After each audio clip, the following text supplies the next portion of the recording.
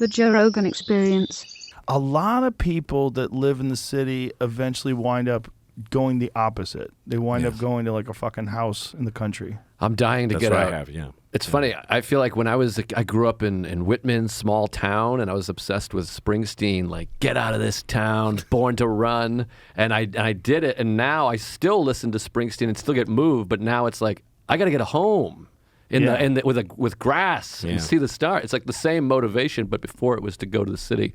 But now I want to be in the country. Yeah, my friend Jeff has always been like this die-hard New York City guy. I love the energy of this city. He's lived there his whole life. And then he got a place on Fire Island. And he's like, I couldn't live in the city if I didn't have this place now. Because No, it keeps you able to. I can stay in the city because I have my place upstate. Yeah, you get that decompression. Yeah. That's what I found. Well, I moved to Colorado for a brief amount of time. In like 2009, I lived in Gold Hill, which is like 3,000 feet above Boulder. Like I went full out, 148 acres, like log house, the whole deal. But my wife got pregnant, and you can't, like, if you are a person who lives at sea level and you go to 8,000 feet and you're pregnant, it's like you have the flu every day. Yeah. It was horrible. Yeah. Like she was wrecked. And then we went back to LA for a few days, and she was normal. And then I realized, fuck. And so we had to bail. Can't do it. Yeah, it was rough. Well, that was good. But parenting. man, living up there was fucking magical. It was like everything just went. Well, human animals were part of the earth. Yeah. It's our home, and cities are not natural. Right. You don't see it's man-made lighting. As soon as it gets dark, it's man-made lighting everywhere, and you have to turn off the lights to find darkness. You don't have this thing of like, there's certain parts of the day where the breeze comes. Like if you live anywhere on a coast, there's a sea breeze, and then there's the hot part of the day, and there's you're watching the grass go green and then gray. You're watching the trees die. It's part of it tells you your brain how life works. I think it makes you less afraid of dying, that you watch everything die and renew every year, and you get a sense of what speed you're actually supposed to be running at. Because the city life and also the online life and the phone life is overworking everybody's brains and their systems. People are texting right before bedtime, and there's just but being out there in nature where it's like, no, it's getting dark, cool off. It's getting dark. There's no sense of getting dark in the city. It's you're watching the world go to sleep, and then the different sounds you're hearing, the birds go to bed and then insects come out. All those things are reminding you how your system actually, what's going on in your chemistry is connected to all that. Yeah. There's also a thing about going into the woods and being around nature where it's like a nourishment that your body's not normally getting. Mm-hmm. It's like you feel like you're getting like a little something like, oh yeah, I need this. Like there's something in this that like your body is supposed to interface with. Yeah. It's good for your physical health. There's all these studies. Yeah. Not just your mental health. Well, if people don't see the sun for a certain amount of time, they go insane. So if you think about the original people, they saw that 6 sky of stars, like that really full sky of stars, was normal for every human being to see that every night.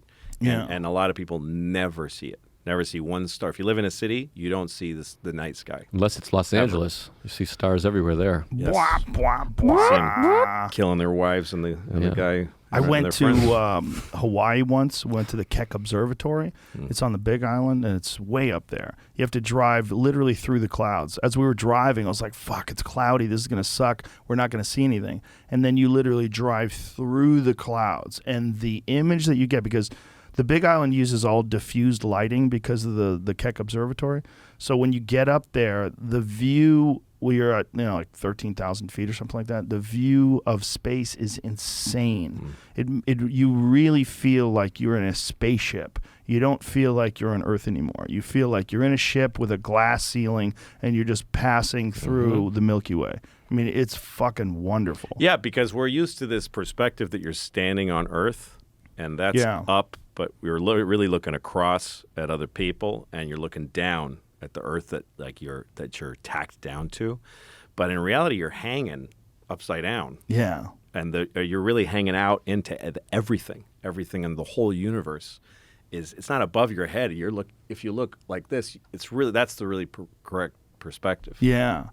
Well, that's why all these ancient cultures were obsessed with constellations, and we don't give a fuck about them. For That's us, why they it's- built shit like that to get up there. Yes. Yeah. And also built things that mimicked the constellations, like the Mayans and the Egyptians.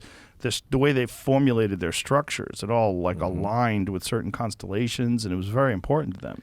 Well, think about back when people were, before there was like skyscrapers, airplanes, that you couldn't go up. You could only go like 6 feet high. Right. And you could maybe build something that was like, I don't know, like a castle. Yeah. That's kind of high. But those pyramids and I know I sound like an idiot. It sounds like you guys fucking dropped acid while I was watching OJ.